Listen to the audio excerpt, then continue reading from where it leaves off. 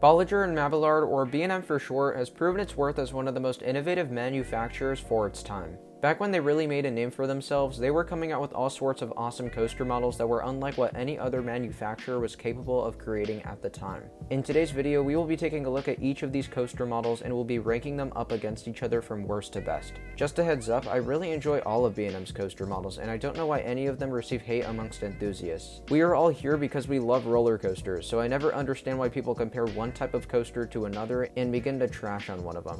Also, before we begin, I'd like to ask you guys if you could subscribe to the channel if you haven't already. We are rapidly approaching 2,000 subscribers, and anyone that helps us get there is appreciated very much. Now, without further ado, here is how I rank the 8 currently existing B&M coaster models. Starting things off with the number 8 spot is the stand-up coaster. Even though this places at the bottom of this list, I really do enjoy these rides. The two I've ridden are also the two biggest, being Riddler's Revenge at Six Flags Magic Mountain and Green Lantern at Six Flags Great Adventure. There really aren't too many of these out there. Matter of fact, there's only 2 others outside of the ones I've already mentioned. I know this model can be quite controversial, but between the 2 I've ridden, these are some of the most intense B&M coasters I've ever experienced.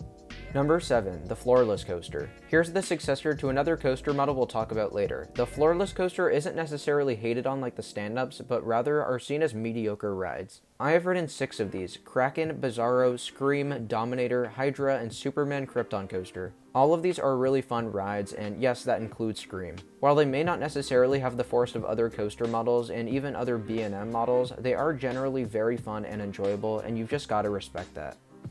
Number 6, the dive coaster. I actually have mixed feelings about this one. On one hand, you've got the dive coasters with over-the-shoulder restraints, and on the other, you've got the newer ones with vest restraints. I have ridden 3 dive coasters as of now, those being SheiKra, Valraven, and Yukon Striker, and I've gotta say I much prefer SheiKra to the others. Something about having more freedom and space to move around and fly out of your seat adds to the ride so much to me. Dive coasters often are called one-trick ponies, and while that may sort of be true, the trick is a really good one in my opinion.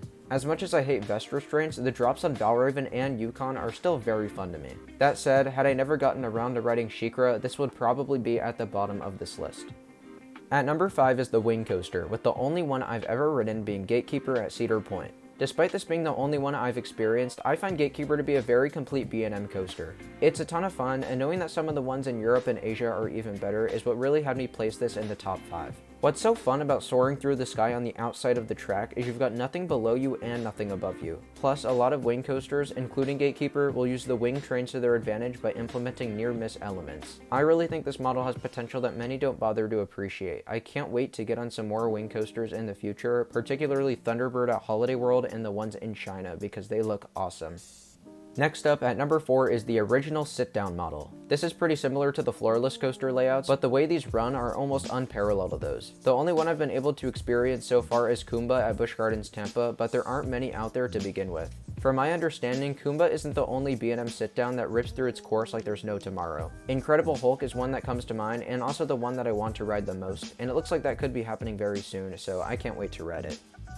Just barely making it into the top 3 is the flying coaster. Let's face it, B&M is the king of flying coasters. Other manufacturers have tried, but the Zamperla Valère and Vekoma Flying Dutchman pale in comparison. The 3 I've ridden are Tatsu at Six Flags Magic Mountain, Manta at SeaWorld Orlando, and Superman Ultimate Flight at Six Flags Great Adventure. Superman is fun, but Tatsu and Manta are some of my favorite B&M coasters anywhere. They feature a perfect blend of graceful elements and intense ones, as well as taking it all in a prone position.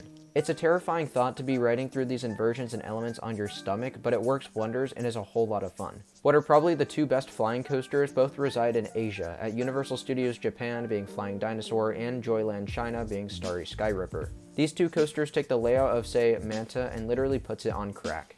I cannot wait to ride those 2, but for now I am very content with Tatsu here in California. It was a tough call, but placing at the number 2 spot is the Hyper/Giga model. I had to put these 2 together because from a technological standpoint, the Giga is just a taller version of the Hyper. Nonetheless, they are both excellent ride types. I've gotten the chance to ride 4 B&M Hypers: Mako, Behemoth, Candemonium, and Nitro, and 1 Giga coaster in Leviathan at Canada's Wonderland. All 5 of these are very fun coasters that make for a really well-rounded ride experience. The Hypers I've ridden all provide excellent bursts of sustained floater airtime, and the Giga is just high speeds galore. Maybe after riding Fury 325 and Shambhala, this could barely jump over to number 1, but I'm still hesitant. Let's take a look at what the best B&M coaster model really is. Number 1, the Invert. I know this is the general consensus for what the best B&M model is, and I'm glad that's the case. All of the B&M inverts I've ridden shine in their own unique way while being powerful, intense rides. I haven't yet gotten the chance to experience Katun in Italy and Pyrenees in Japan, which in my opinion look to be the two best B&M inverts, but those that I have gotten to ride are still fantastic. So far, I've experienced Montu, Great Bear, Raptor, Talon, Silver Bullet, and 4 of the 10 operational Batman clones. While some are better than others, the ones at the top are seriously incredible rides. Their intensity is unmatched by any other model by B&M, and therefore the invert takes the #1 spot on this list. Thank you all so much for watching. I hope you've enjoyed this video in which I've ranked the 8 currently existing B&M coaster models. As always, please feel free to subscribe to the channel if you haven't done so already. There's lots of awesome content coming that you definitely won't want to miss. Again, thanks for watching, and I'll see you all in my next video. Bye guys.